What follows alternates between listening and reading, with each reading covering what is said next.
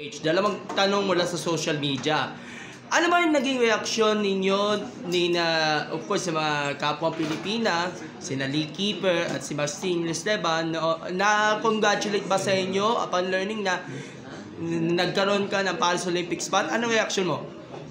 Siyempre po I was very, thankful po na nakuha po namin yung ticket to Paris. And actually po, like sila Lee Keeper po, talaga nag-reach out po sila kasi nakita po nila yung progress ko po the whole year.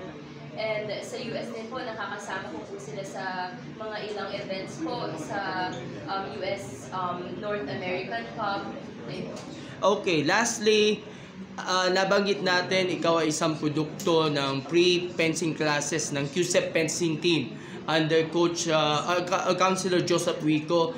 Na-inspired ka ba dito sa mga future generation ng ating mga young fencers na nananalo sa iba't ibang mga local competitions na alam natin ikaw ay isa sa mga idolo at inspirasyon ninyo, at para sabihin natin mas malakas pa ang grassroots bola at para isang tabi yung mga aka-aka nga na yung fencing pang mayaman lang syempre. Maraming salamat po.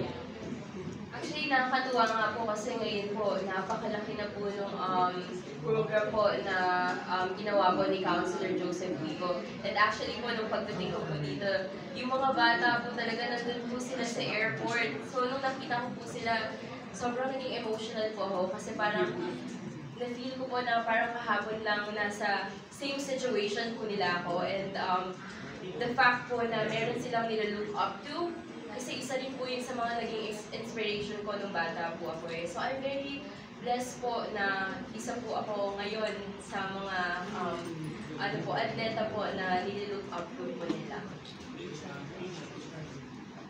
Morning.